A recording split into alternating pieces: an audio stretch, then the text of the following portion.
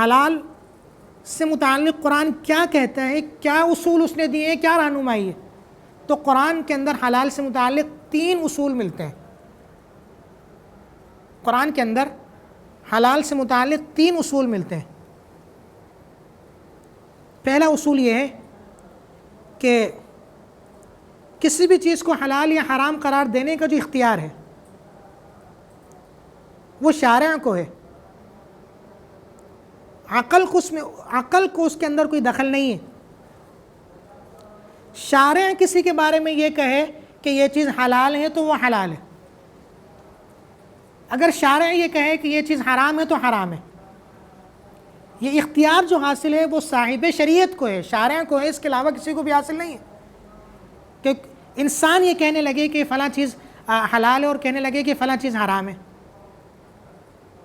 قرآن کی بہت سی آیات اس اصول پر دلالت کرتی ہیں اور ان آیات سے یہ اصول مفہوم ہوتا ہے۔ مثلا وَلَا تَقُولُوا لِمَ تَصِفُ أَلْسِنَتُكُمُ الْكَذِبَ هَذَا حَلَالٌ وَهَذَا حَرَامٌ لِتَفْتَرُوا عَلَى اللَّهِ الْكَذِبَ إِنَّ الَّذِينَ يَفْتَرُونَ عَلَى اللَّهِ الْكَذِبَ لَا يُفْلِحُونَ، کہ اپنے پاس سے حلال اور حرام بناتے نہ پھرو، اس کا اختیار تمہیں نہیں ہے، اس کا اختیار تو صاحب شریعت کو ہے، شارع کو ہے۔ اسی طریقے سے قُلْ أَرَأَيْتُمْ مَا أَنزَلَ اللَّهُ لَكُم مِّن رِّزْقٍ فَجَعَلْتُم مِّنْهُ حَرَامًا وَحَلَالًا قُلْ آللَّهُ أَذِنَ لَكُمْ أَمْ عَلَى اللَّهِ تَفْتَرُونَ، کہ تم نے بعض چیزوں کو حرام بنا دیا، بعضوں کو حلال بنا دیا، اللہ نے اس کی اجازت دی ہے، اللہ پر جھوٹ باندھتے ہو؟ کیا پتہ چلتا ہے کہ یہ اختیار اللہ ہی کو ہے، شارع ہی کو ہے، اور شارع کے علاوہ کسی انسان کو یہ اختیار حاصل نہیں ہے۔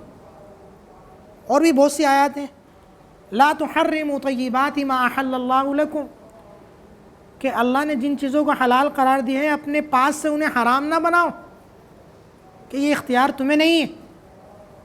اسی طریقے سے اتخذوا احبارهم ورهبانهم اربابا من دون اللہ، یہ احبار اور رہبان جو ہوتے تھے انہوں نے یہ خدائی اختیار اپنے ہاتھ میں لیا ہوا تھا کہ جب دل کرتا تھا کوئی چیز حرام ہو جاتی تھی، جب دل کرتا تھا کوئی چیز حلال ہو جاتی تھی۔ تو یہ اختیار احبار اور رہبان کو نہیں ہے، نہ ہی کسی انسان کو یہ اختیار ہے، بلکہ شارع کو یہ اختیار ہے کہ وہ کسی چیز کو حلال قرار دے اور کسی چیز کو حرام قرار دے۔ پھر قرآن سے دوسرا اصول جو معلوم ہوتا ہے حلال سے متعلق، وہ یہ ہے کہ دنیا اور اس کے اندر کی تمام چیزوں کو اللہ تعالیٰ نے انسان کے لیے پیدا کیا ہے، اس لیے اصولاً ہر چیز مباح ہے۔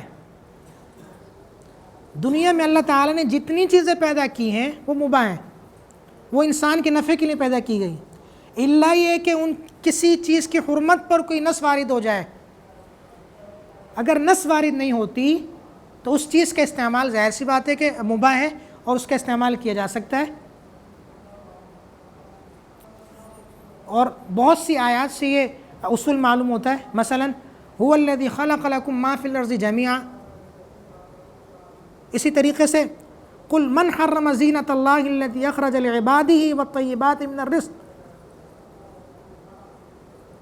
بہت سی آیات ہیں اور بھی جن سے یہ پتہ چلتا ہے کہ دنیا میں جتنی چیز اللہ تعالیٰ نے پیدا کی ہیں اصلاً وہ مباح ہے، الا یہ کہ حرمت پر کوئی دلیل آ جائے۔